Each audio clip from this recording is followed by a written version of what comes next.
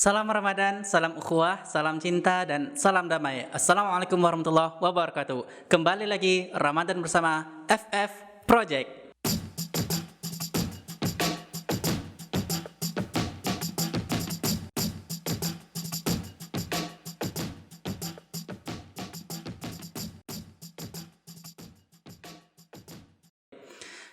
Alhamdulillah, bersyukur kita kepada Allah atas segala cinta yang Allah berikan kepada kita, atas segala rahmat yang Allah masih turunkan kepada kita. Allahumma shalli ala Muhammad wa ala ali Muhammad. Alhamdulillah, hari ini kita kembali sharing-sharing, kita kembali cerita-cerita, dan hari ini kita menghadirkan seorang ustadz, seorang ulama yang insya Allah di kalangan masyarakat Pekanbaru dan kota lainnya itu sudah cukup dikenal, dan beliau juga adalah salah satu orang di MUI Provinsi Riau ataupun Majelis Ulama Indonesia Provinsi Riau. Siapakah beliau? Yaitu Ustadz Muhammadun. Assalamualaikum Ustadz. Waalaikumsalam warahmatullahi wabarakatuh. Gimana kabarnya Ustadz? Luar biasa. Biasanya di luar, sekarang stay at home, tentu luar biasa. Ya Ustadz. Makanya Ustadz, kita sekarang nih sharing-sharingnya menggunakan via online Ustadz. Via YouTube. Jadi tetap ada edukasi, tetap ada dakwah walaupun kondisi seperti ini, ya inilah yang dilakukan FF Project. Jadi bagaimana nih Ustadz kesibukannya sekarang? Ya, aktivitas banyak di rumah dan mengajar via online ya. Iya, kita tetap harus berusaha beraktivitas, beramal. Bagaimana kita meraup berkah di bulan Ramadan ini walau sedang wabah. Masya Allah, meraup berkah di tengah wabah. Di tengah wabah. Ini tidak boleh pesimis walau sedang krisis. Iya Ustaz, ini kan kalau kondisi seperti ini kan kita memang disuruh diam di rumah. Nah, ini tadi ada statement yang luar biasa dari Ustaz nih, meraih berkah di tengah wabah. Ini bagaimana cara kita nih Ustaz? Meraih berkah itu artinya kita senantiasa melakukan aktivitas amal soleh yang bermanfaat, kebaikan-kebaikan. Banyak hal yang kita bisa dilakukan. Tentu tak semuanya stay at home, ya kan? Orang yang bertugas mengelola masyarakat, pemerintah, membagi sembako. Kalau di rumahnya tak nyampe lah sembako tuh. Janganlah semua stay at home, tergantung. Kawan-kawan kita di desa berkebun nanam. Ya kalau nanam jagung di kebun kita, bukan di rumah, ya kan? Jadi yang zona merah itu kan tak semua. Betul. Iya, yang zona merah sudah gawat, stay at home, ya jaga jarak, ya. Kalau masih zona hijau, beraktivitas normal seperti biasa. Nanti kalau diam semua, wah kita bisa rawan pangan kita. Siapa yang menanam padi, siapa menanam jagung, siapa yang berjual di pasar. Nah ini makanya harus diatur sedemikian rupa sehingga kita bisa menyiasati ya wabah ini, sehingga mudah-mudahan wabah selesai, kita selamat, pahala dapat. Masya Allah. Baik Ustaz, ini akan enak kita sharing-sharing nih Ustaz. Iya. Tapi sebelum itu kita pakai ini dulu Ustaz, hand sanitizer. Oh gitu ya? Iya. Demi edukasi juga untuk kawan-kawan nih Ustaz. Oke, iya. Ya. Ini tanpa alkohol ya? Ini tanpa alkohol Ustaz. Oh, iya. Oke, mudah-mudahan kita terhindar dari virus COVID-19. Masya Allah, amin ya rabbal alamin. Untuk teman-teman yang menyaksikan video ini, sebagaimana biasanya pesan dari saya, tetap jaga kebersihan, jaga kesehatan, cuci tangan. Kalau ada hand sanitizer, pakai hand sanitizer. Jadi Ustaz ini di MUI ya juga Ustaz ya? Saya kebetulan dapat amanah di MUI Ketua Komisi Ukhuwah. Ketua Komisi Ukhuwah Ustaz ya? Teman-teman ormas-ormas Islam. Ya kita kebetulan di MUI kita bentuk Satgas COVID-19 ada juga. Oh ada juga Ustaz ya? Aktivitasnya itu ada sosialisasi, mendudukkan fatwa kemarin supaya tidak salah paham, edukasi kepada masyarakat, misalnya tentang bagaimana beribadah yang aman, yang sesuai tuntunan sunnah. Ya. Dan yang ketiga kita melakukan donasi. Jadi sosialisasi, edukasi dan donasi. Tentu sebatas kemampuan Majelis Ulama Indonesia Provinsi Riau. Masya Allah. Iya. Alhamdulillah ya. Negeri kita ini antara lain dibantu, diselamatkan oleh Allah melalui tangan-tangan orang yang dermawan. Sampai hari ini banyak yang bantuan dari pusat maupun daerah yang namanya bantuan sosial itu tak nyampe, belum nyampe. Masih sibuk dengan sablon. Iya kan? Iya. Tapi alhamdulillah kita punya orang-orang muslim yang peduli dengan tetangga. Ada program peduli tetangga berbasis masjid, berbasis musola. Ada komunitas paguyuban, ada keluarga saling peduli. Jadi nilai-nilai mulia ini yang harus kita syukuri di negeri kita, sehingga hampir semua orang ngeluh. Ini yang miskin banget, yang perlu dibantu ini mestinya 2.000. Datang bantuan cuma 70 bungkus misalnya yang resmi dari pemerintah. Iya, betul. Itu pun tak apa-apa yang nyampe, ya kan? Iya, iya. Nah, ini kan banyak dikeluhkan. Iya, Tapi betul. alhamdulillah kita bersyukur masyarakat kita ini saling tolong menolongnya tinggi. Saya melihat di jalan itu orang berbagi nasi kotak, sore-sore seperti ini ya. Iya, iya, iya. Itu masih ada seperti ini. Nah, ini harus disyukuri sehingga alhamdulillah, walau kita beberapa kali mendengarkan di beberapa tempat di negeri kita tercinta ini ada yang kelaparan, ya ada yang bahkan menggantung diri, bunuh diri karena tak punya pekerjaan.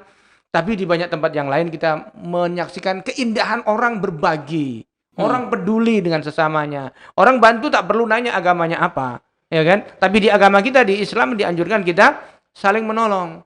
Ya, pamangkana fi hajati ahihi kanallahu fi hajatihi. Kalau kita menolong hajat saudara kita, Allah akan menolong hajat kita. Keperluan kita akan ditolong oleh Allah, tidak hanya di dunia tapi di akhirat. Nah, ini kan keyakinan yang sangat berharga. Tidak hanya di saat normal, di saat wabah ini juga sangat perlu jiwa saling menolong ini. Masya Allah.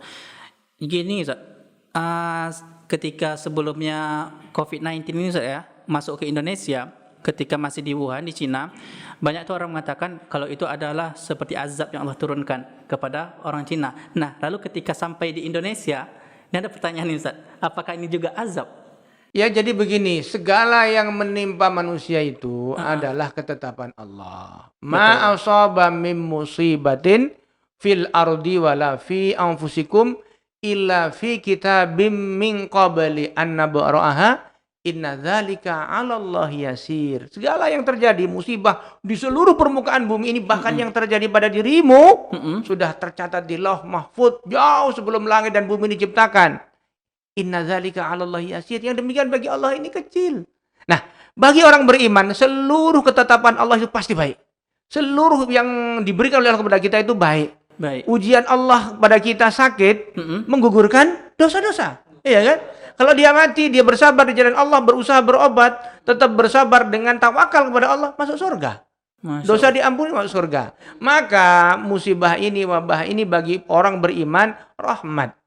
Bagi orang kafir kalau dia tidak merubah dirinya, misalnya dia udah tahu asal muasal ini kan 90% kan kesepakatan ahli internasional itu kan transmisi dari binatang liar. Binatang liar. Contohnya kelawar. Dikonsumsi akhirnya pindahlah virus itu. Virus biasanya nyuruh di kelawar malam-malam di gua, ditangkap sama orang. Yang udah nyuruh-nyuruh ini ditangkap, dimakan. Ya ini kan tidak normal. Ya. Ngowai adat bahasa Jawanya itu. Enggak sesuai dengan kebiasaan, melanggar syarak. Kalau menurut Islam dimakan, sakitlah dia. Nah, mestinya ya. Ini pelajaran berharganya. Jangan makan sembarangan lah. Ya, fakulu mimma razaqakumullahu halalan thayyiba. Kalau di Islam ada ketentuan, bukan hanya halal tapi harus baik makanan itu. Masya Allah. Kadang-kadang kita ini orang Islam ngomong halal thayyib aja takut. Makan yang gizi seimbang. Yang seimbang ini macam mana? Kalau dalam tuntunan Islam jelas halal thayyib, halal dan baik. Kalau jelas kelelawar, halal tak baik. Cacing tak halal tak baik. Tikus dimakan, coba bayangkan. Apa nggak jadi masalah? Zaman dulu ratusan tahun yang lalu dari tikus itulah ada wabah pes namanya. Wabah apa? Pes. Iya, taun juga namanya. Iya, jutaan orang mati zaman dulu. Iya. Zaman abad-abad pertengahan. Nah, artinya apa? Bagi orang yang menggunakan akalnya, beriman kepada Allah, ini pelajaran berharga. Makin dekat kepada Allah Subhanahu wa taala. Ya, ridho terhadap keputusan qada Allah ini. Bersabar cari solusi. Para ahli berkewajiban sekarang melakukan riset. Ya, ini vaksinnya apa? Obatnya apa? Ini perjuangan mereka itu sekarang. Nah, kita berusaha menyelamatkan diri yang awam-awam ini. Jangan sampai pula kita sombong. Betul. Ini makhluk Allah yang kecil, jasad reni. Dengan mata telanjang tak bisa. Pakai mikroskop biasa tak bisa. Mikroskop elektron bisanya. Bayangkan, 125 nanometer. 1 kali 10 pangkat minus 7. Wah, bingung saya Gitu ya Pak ya kan? 1 mili itu harus dibagi sejuta dulu. Ya. Udah barang koci kecil tak nampak. Itu bikin kita guncang 209 negara sekarang. Masya Allah. Termasuk sampai ke negeri Melayu tercinta, Lancang Kuning Lancang Melayunya. Kuning. Guncang juga kan? Berguncang Lancang Kuning. Dampaknya. Iya. Nah, jadi ini pelajaran berharga. Jadi kita harus mengambil ibrah dari itu. Tak boleh diam, stay at home ya, tapi beraktivitas yang aman sesuai dengan protokol kesehatan. Nah, ini kalau kita ngambil pelajaran dari corona nih, apa yang bisa kita ambil, Ustaz? Pelajaran apa aja yang bisa kita ambil? Pertama, jangan sombong. Jangan sombong. Belagu. Banyak kita belagu, ya, bahkan melawan Tuhan. Melawan Tuhan. Melawan Tuhan. Bagaimana kita melawan Tuhan? Xi Jinping, Perdana Menteri Cina, ya, 1 Oktober 2019 pidato. Tidak ada yang bisa mengguncang Tiongkok. Tidak ada yang bisa mengguncang Tiongkok. Desember mereka, akhir Desember kena corona. Januari baru ngaku dia. 2 minggu setelah itu baru diekspos kan. Disembunyikan 2 minggu itu. Ya, WHO pun ikut terlibat ini. Makanya Donald Trump curiga kan. Nah, itu antar pemimpin dunia lah itu. Nah, tapi terguncang bukan hanya Wuhan, bukan hanya Cina, seluruh dunia sekarang terguncang. Orang punya kapal induk berhulu ledak nuklir pun kan menakutkan tuh kan? Betul, Ustaz. Tapi kalau operatornya, tentara-tentaranya itu Angkatan Laut Amerika, sekian ratus kena positif COVID, mau apa lagi? Tak bisa. Iya kan? Iya, betul. Yang mencet tombol bom nuklir itu kena virus. Tak ada guna kan? Betul. Nah, itu coba ini. Kata para ahli mikrobiologi, yang mempunyai kualifikasi seperti COVID-19 itu ada 30 strain, 30 tipe. 30 spesies virus. Virus ini kan jutaan di dunia. Betul. Ini baru 1 yang ngamuk. Baru 1 ngamuk, guncang dunia. Coba 3 ekor yang ngamuk. Iya kan? Baru satu aja di dunia ini. Artinya apa? Jangan sombonglah kita. Jangan sombong kita. Sesama manusia aja tak boleh sombong. Ya, enggak boleh kita meremehkan manusia. Kita ini semua punya kelemahan. Apalagi sama Tuhan. Ingat kapal Titanic enggak? Ingat, Ustaz. 1912 dibuat, 2 tahun dibuat, 1914 selesai. Itu 2.500 penumpangnya. Satu penumpang itu dari Inggris ke New York, ya, itu tiketnya 650 juta. Wow. Zaman itu kapal paling hebat, paling modern, paling besar. Ada kolam renang mandi panas pun di dalam itu. Coba kurang apa lagi? Yang membuat namanya kalau nggak salah Thomas Andrew, dia mengatakan, tidak akan ada yang bisa menenggelamkan kapal ini. Tuhan pun tak akan bisa. Besoknya tenggelam. Thomas Andrew yang buat kapal pun mati tenggelam. Ya Allah, ini karena kesombongan kita. Kesombongan. Ini pelajaran berharga, jangan sombong. Kita sombong nggak? Kadang-kadang kita ini pun sombong sama Tuhan. Belagu kita membuat aturan ini boleh, tak boleh, halal haram sesuai nafsu kita. Nggak mau ikut aturan Tuhan. Orang yang nggak mau ikut aturan Tuhan, sombong sama Tuhan. Maka hati-hati. Itu pelajaran berharga. Jangan belagu kita jadi manusia. Jangan sombong. Nah, itu aja lah salah satu. Betul lah kira-kira pelajaran itu. Benar sekali, Ustaz. Karena memang kita lihat tadi memang karena kesombongan itu sehingga Allah turunkan azab. Bagaimana kita lihat tadi kan pemimpin di mana tadi, Ustaz? Di Cina. Di Cina, ya. Mereka sombong dengan dengan segala apa yang mereka punya sampai akhirnya mudah sekali bagi Allah untuk menggoncang mereka. Iya, enggak nyangka. Enggak ada yang prediksi ini. Meskipun ada seorang ahli profesor virus di Wuhan juga ngasih tahu ini kalau dibiarkan 2019 dia memprediksi terjadi ini. Tapi enggak sampai sedahsyat ini. Ini kan mengganggu, merubah seluruh tatanan kehidupan. Betul, Ustaz. Betul. Emak-emak pun pandai Zoom meeting sekarang. Nenek, anak-anak sampai cucunya. Cucunya belajar di TK pakai Zoom meeting kan. Terutama nenek yang nunggu. Ini kan dahsyat ini. Perubahannya emang. Jadi revolusi 4.0 itu dipercepat. Prediksi orang-orang kan kita menggunakan IT sekarang ini sesuai dengan prediksi revolusi 4.0 itu tahun 2025. Sekarang gara-gara corona ini kita percepat. Ini salah satu hikmahnya. Mau tak mau pegawai-pegawai yang gaptek, tak mau sekarang harus bisa telekonferensi. Iya kan? Iya betul Ustaz. Mau tak mau harus bisa daring ya, online. Ini ternyata gampang juga tinggal mencet-mencet juga rupanya. Cuma kuota mahal sedikit. Iya Ustaz. Gitu. Jadi Ustaz, kalau kita bicara tentang COVID-19 yang ada di Indonesia sekarang kan bisa kita bilang bahwasanya perekonomian bangsa kita, rakyat kita sekarang ini kan memang rakyat Indonesia sekarang ya sedang anjlok-anjloknya itu Ustaz ya. Banyak sekali yang sedang mengeluh Ustaz. Banyak sekali rakyat sedang mengeluh. Nah, jadi kalau kita lihat dengan apa yang sudah dilakukan oleh pemerintah, itu bagaimana Ustaz? Iya, gini, yang terguncang secara ekonomi akibat COVID-19 tak hanya Indonesia. Betul. Ya. Amerika, Eropa pun demikian. Ya. Oleh karena itu, ini kita harus melakukan koreksi total, sistemik mendasar tentang sistem ekonomi. Ya, sistem ekonomi itu tak bisa kapitalistik, hanya ada di 1-2 orang. Yang kedua jangan individualistik. Ya. Akhirnya ketika 1-2 tumbang dan bergantung kepada pajak. Sekarang industri berhenti, pajak pemasukan tak ada. Ya, ini salah satu lah ya, singkat lah.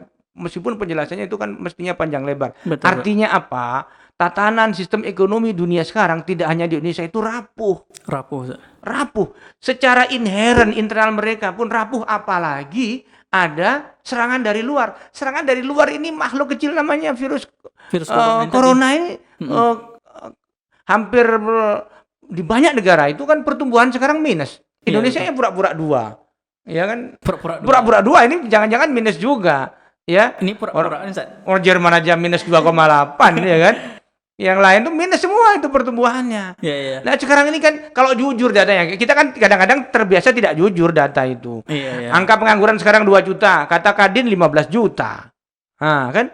Yang dari PHK berapa sekarang? Betul. Kata pemerintah 2 juta, kata Kadin udah 15 juta. Ya kita sebetulnya bagusnya jujur aja untuk kebaikan kita, untuk koreksi diri, nggak usah sekarang ini tak musimnya pencitraan lagi. Nggak usah pencitraan untuk apa? Kita kan mau solusi. Iya kan? Iya betul. Persoalannya kan bagaimana masyarakat bisa makan. Iya. Orang bisa kerja. Nah, kerja sekarang susah. Nah, sekarang oleh karena itu negara harus punya cadangan uang yang cukup untuk ngasih makan rakyat yang tak bisa makan. Itu yang penting kan? Masalahnya apa? Data tak punya, bayangkan. Ini luar biasa. Kita sudah merdeka 70 tahun lebih, 74 tahun lebih. Ya, tak punya data. Tidak punya data. Ini fatal kali. Terlalu. Bagaimana bisa ini bisa terjadi, Ustaz? Misalnya, ini berarti tak benar. Ada yang nggak beres. Ini data itu coba Anda sebagai kepala keluarga nggak tahu mana anaknya yang miskin, nggak tahu. Bayangkan. Loh, presiden itu kan bapaknya negeri kita ini. Betul. Bupati itu bapaknya kabupaten, gubernur bapaknya provinsi, Pak RT. Lah, itu bapaknya di tingkat RT. Bapak nggak tahu data mana anaknya yang miskin. Tahu-tahu mati. Kalau mati nanti ditanya di akhirat, itu tanggung jawab itu. Ya, kita tanggung jawab dengan tetangga kita. Tapi pemimpin, seluruh yang dipimpin akan minta pertanggungjawaban nanti. Masya Allah. Nah, begitu besar sekali. Bahwa mas'ulun an ra'iyatih. Bayangkan. Termasuk kok bisa sampai ada yang mati. Ini data, persoalan data. Ini kan persoalan sangat mendasar. Iya betul. Jadi kita ini, Indonesia ini, fakir data. Fakir data ini diawali karena ketidakjujuran di dalam input data, mengolah data. Tukang olah itu bukan berarti pakai komputer, tukang nipu. Nah, ini persoalannya. Makanya bulan Ramadan ini kita sama-sama lah jujur. Yang ahli matematika, statistik semuanya ini jujur. Kita ini untuk kebaikan. Kita ini negeri kita berdasar atas ketuhanan yang Maha Esa, ya kan? Iya betul. Kita diawasi Tuhan. Kita akan kembali kepada Tuhan, mempertanggungjawabkan seluruh amal perbuatan kita kepada Tuhan. Untuk apa pencitraan? Mau bantu orang aja pakai selfie, sholat tahajud selfie. Pencitraan ya, pencitraan. Kalau kita pakai YouTube ini kan supaya tersebar, ya, bukan betul. ingin ngetop. Iya kan? Kalau ngetop itu resiko aja, ya. Jadi Ustaz, kalau kita lihat kondisi sekarang ini gimana Ustaz ya? Saya mau bilang ada isu katanya uang yang sudah dianggarkan ini katanya tidak sampai ke masyarakat yang harusnya menerima. Wallahu a'lam, bisa jadi. Karena begini, kita ini mestinya kan seluruh rakyat termasuk kita ya, siapapun masyarakat harus punya integritas. Integritas itu kejujuran. Nah, cuma karena kita ini dididik kapitalistik, Hepeng mengatur negarawan. Uang. Sekarang kan uang itu jadikan Tuhan. Ya.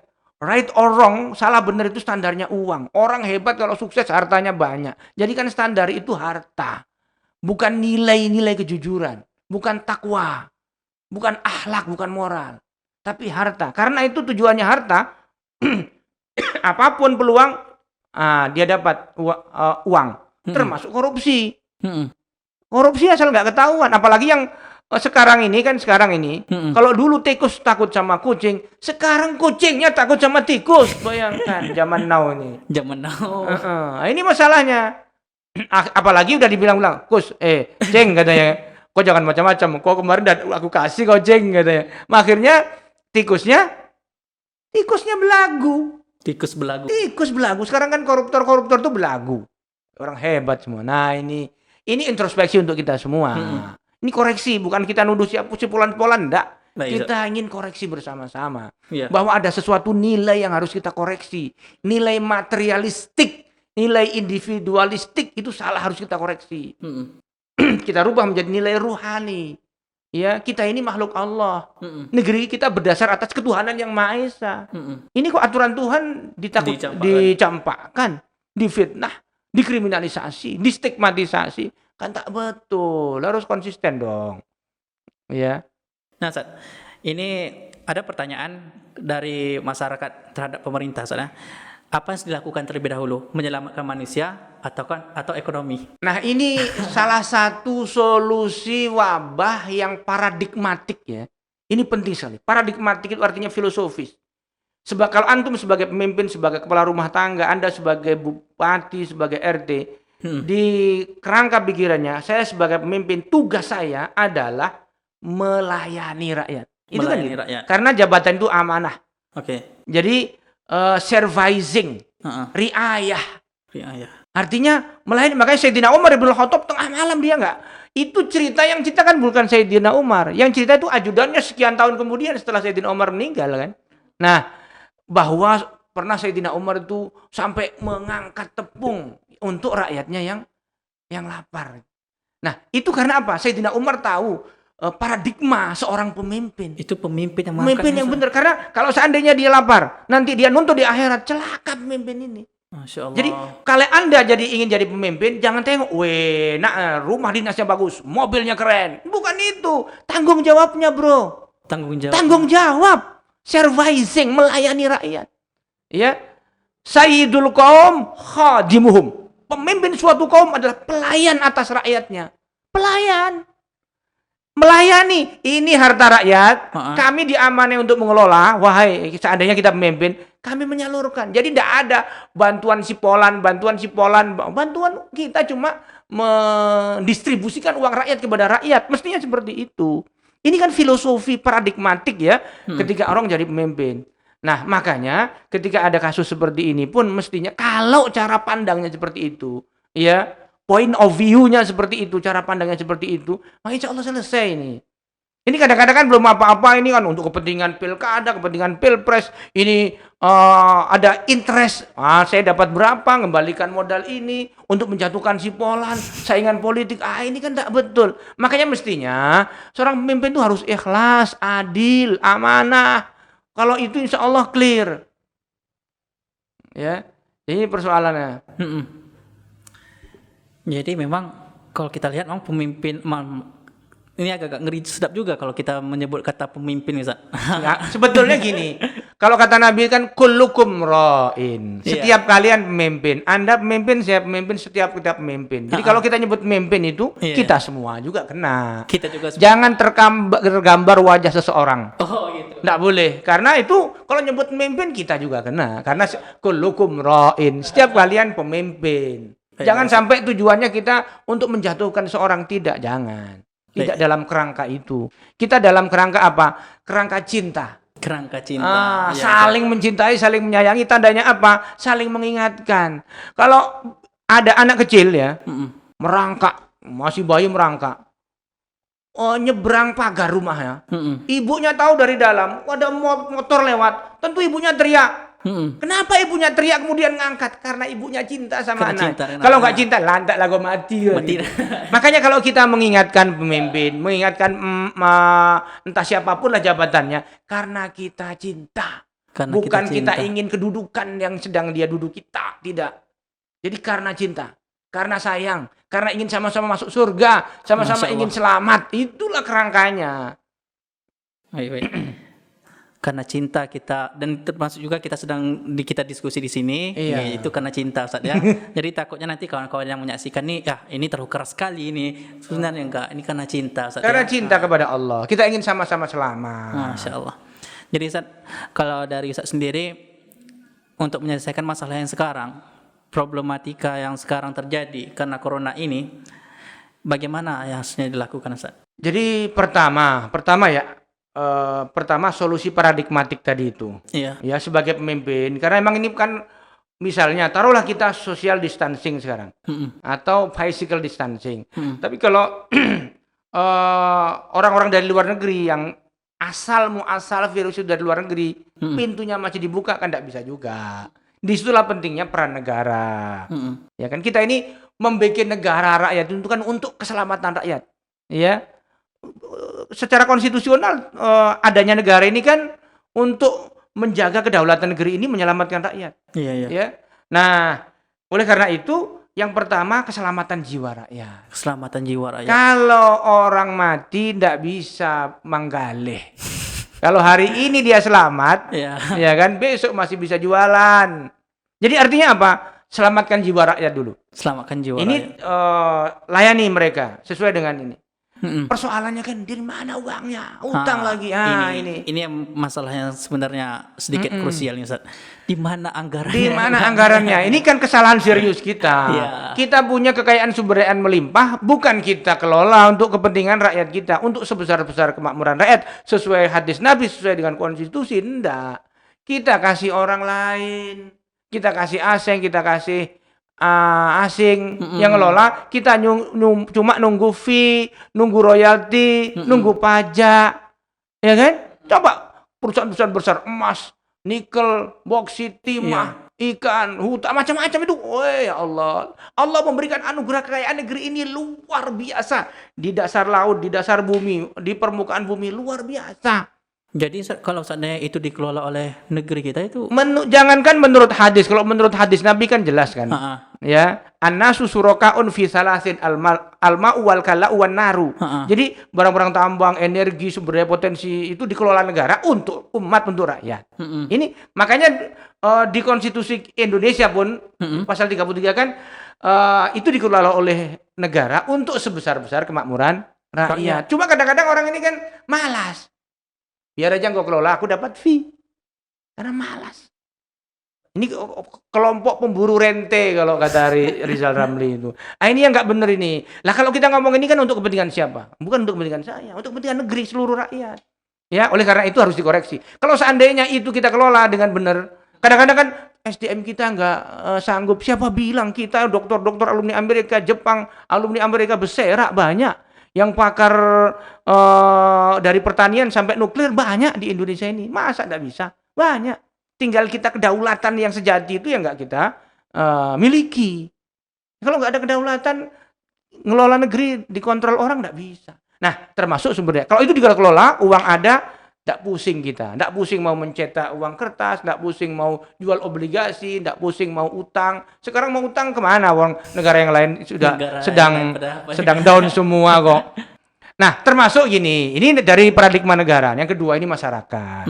Harus saling tolong menolong. Ini jiwa gotong royong harus terus, ta'awun harus terus-menerus diserukan. Yang ketiga individu. Individu harus tetap kreatif. Maka gini, jangan sampai tanah-tanah yang kita punya nggak produktif. Tanami dengan tanaman pangan. Kalau seandainya masing-masing orang punya tanah, ya 2 hektar, 2 hektar, 2 hektar, produktif. Tidak hanya sawit ya, tanaman pangan. Selesai, enggak pusing kita. Enggak pusing dari mana beras, dari mana gula, dari mana. Ini kita persoalannya kan impor semua. Kenapa harus impor tanah? Allah anugerahkan tanah begitu rupa suburnya kok. Ini karena apa? Karena pengelolaan kita tidak berbasis produktivitas dan kepemilikannya sangat kapitalistik. Mestinya didorong kepemilikan untuk rakyat dan didorong masyarakat itu menanam, bukan tanah untuk investasi.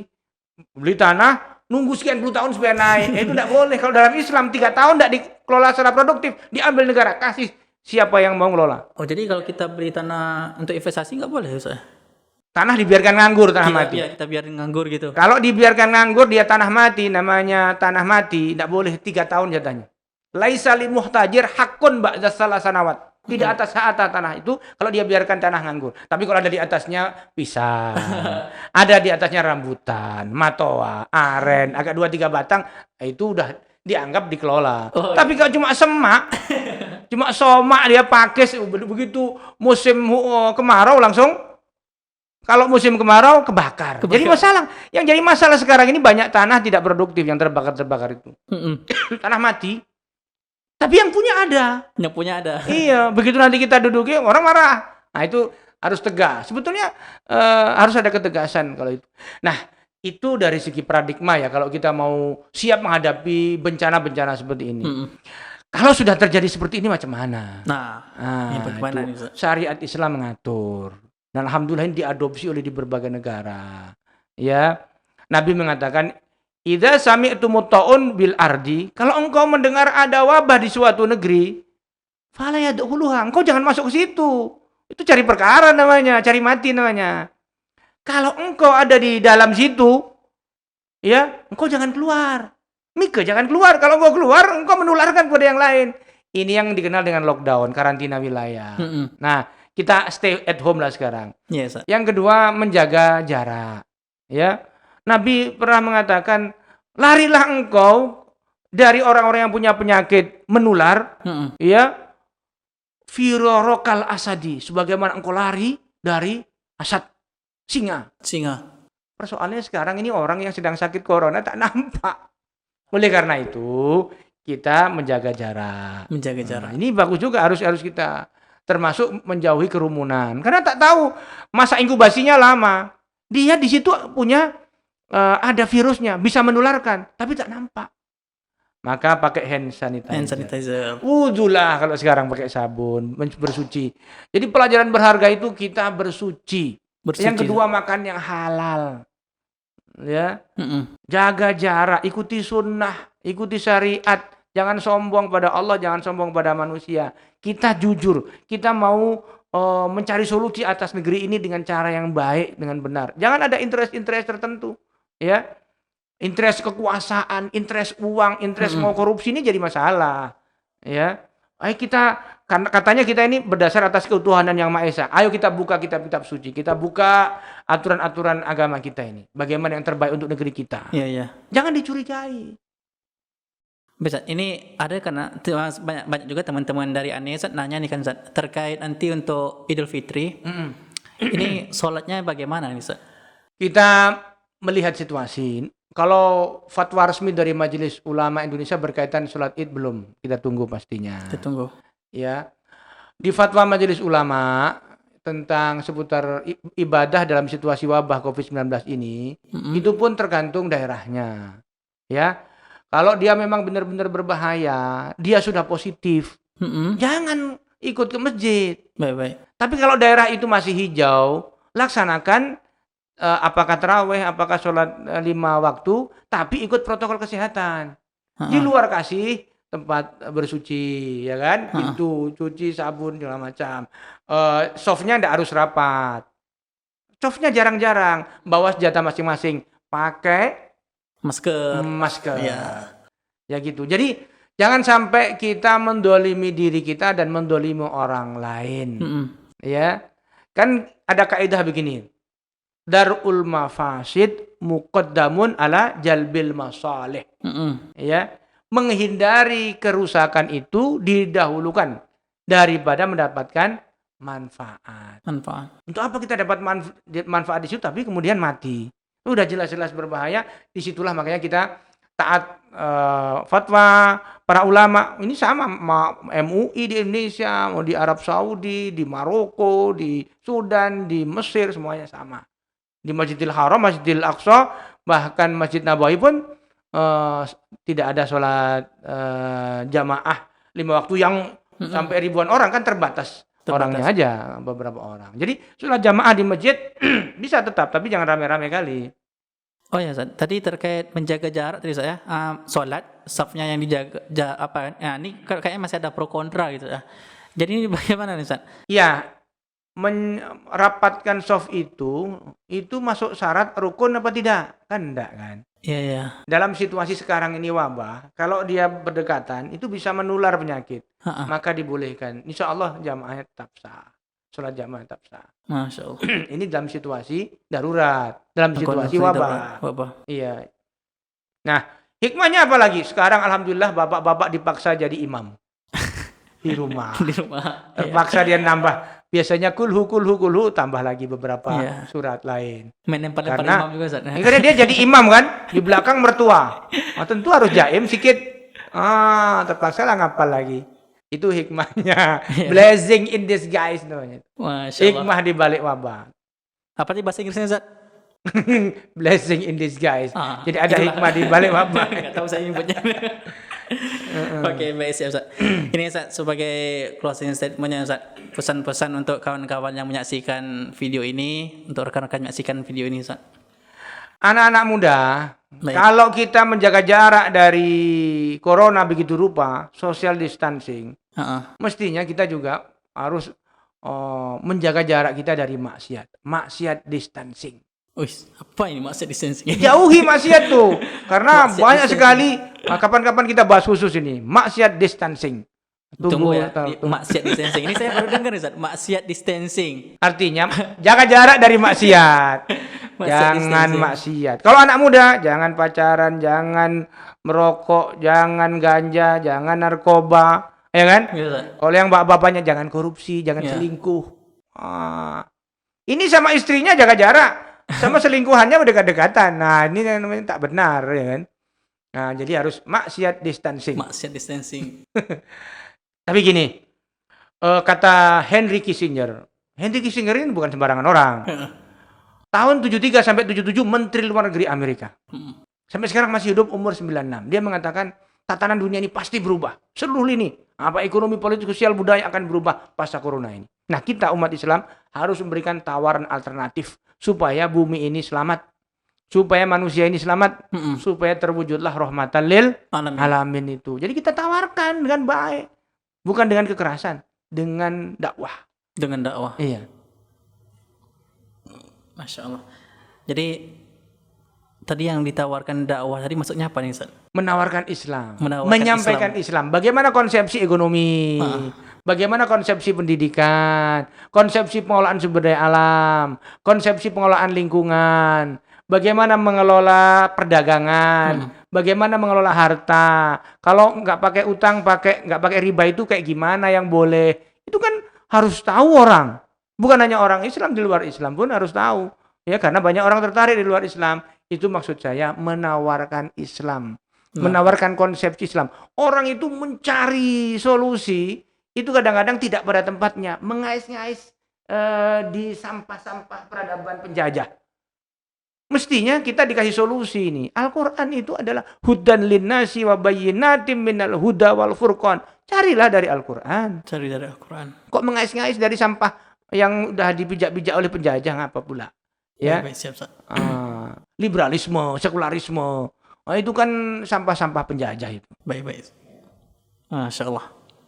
Jadi ternyata luar biasa sekali Islam itu ya. Islam adalah agama yang betul-betul rahmatan lil alamin, apalagi jika seandainya hukum-hukumnya dan aturan-aturannya itu betul-betul diterapkan dengan baik, Ustaz ya, betul-betul dilaksanakan. Masya Allah, luar biasa sekali. Banyak sekali pelajaran yang kita dapatkan hari ini. Dan terkait corona yang terjadi hari ini, maka kita bisa selalu menjaga jarak. Bukan hanya sekedar kita berharap kepada pemerintah, tapi kita juga sebagai masyarakat, kita juga tetap melakukan yang namanya social distancing dan lain sebagainya. Dan saya akhiri podcast dakwah kita hari ini dengan doa kafatul majlis. Subhanallah bihamdika, asyhadu an la ilaha illa anta, astaghfiruka wa atubu ilaik. Wassalamualaikum warahmatullahi wabarakatuh.